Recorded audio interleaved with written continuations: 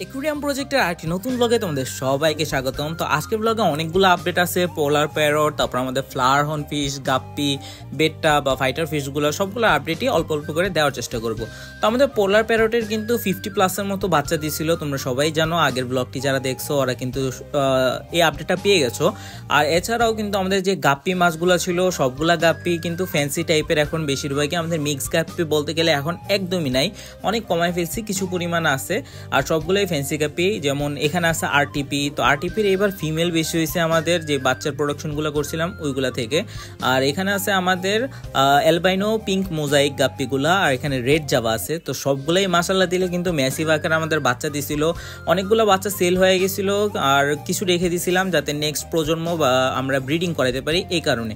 তো পোলার প্যারট কিন্তু সবগুলো এই ট্যাঙ্কে ছিল, আমরা যে অন্য অ্যাডাল্টগুলো আছে ওগুলোকে আরেক ট্যাঙ্কে শিফট করে দিছি, কারণ পোলার প্যারট নিজেদের বাচ্চা নিজেরা না খাইলেও